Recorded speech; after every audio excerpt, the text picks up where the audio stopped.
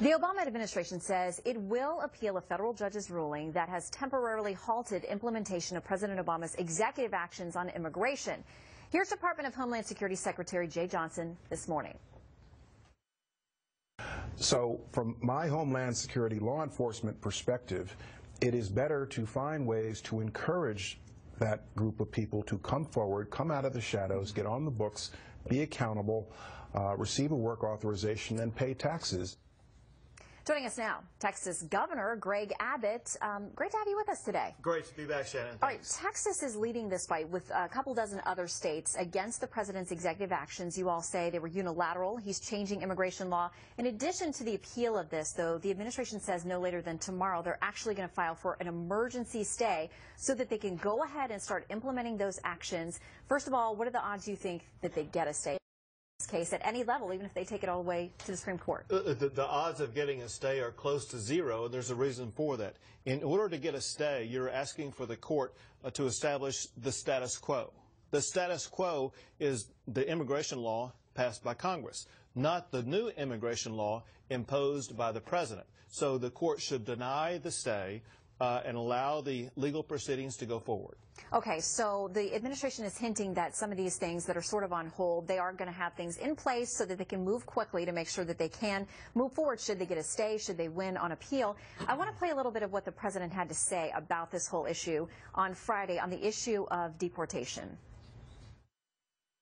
And stop trying to deport millions of striving young kids who just want to earn their shot at the American dream like the rest of us. Help us fix a broken immigration system. Okay, fixing a broken immigration system through legislative channels is different than these actions that the president has taken, but he said Congress left him no choice. He makes the appeal there based on these are young people who have ambition and want to do good things. What kind of PR battle does that set up for you? The president convicts himself when he says he's trying to do what Congress is failing to do. This is all about the Constitution and whether or not the president has the constitutional power to create law himself. He said repeatedly before he announces his executive action, he did not have the authority to do this.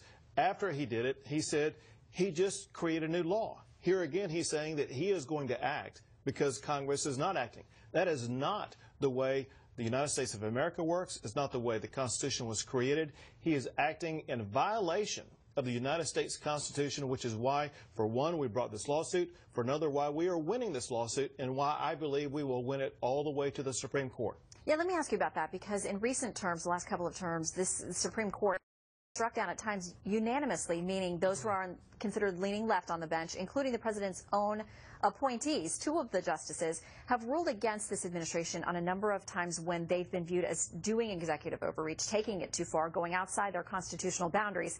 Do you think this goes all the way to the Supreme Court, and are you confident you'll have at least 5 justices on your side? I think it will go to the Supreme Court. I think that we should win unanimously.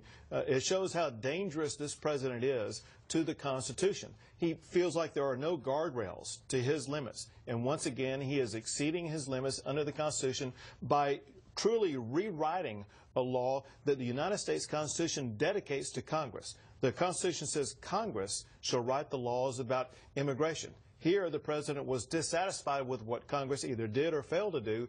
Hence, he wrote his own law for immigration that violates the Constitution, and that's precisely why we are winning so far in the courts. The administration, though, continues to say that the president has the authority to do what he's done.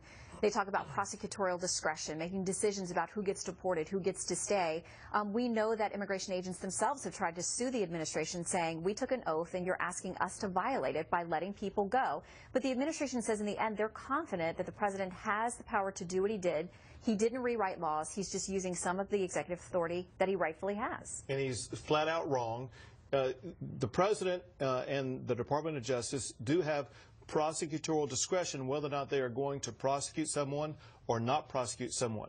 They don't, however, have the discretion to give new rights and benefits to people who are in violation of the law, which is what happened here.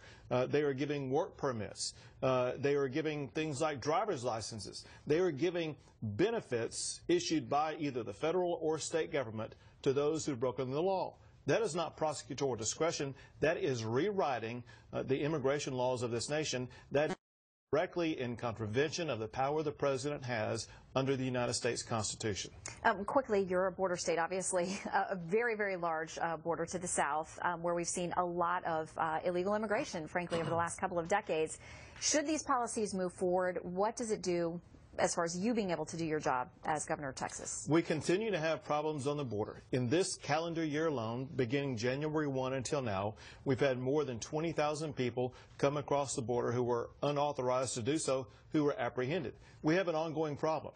I, as governor, have a border security plan that will double spending on the border to ensure that we can do a better job of securing the border. That means, however, that Texas taxpayers are coming out of pocket to pay for the job that the federal government is supposed to be doing.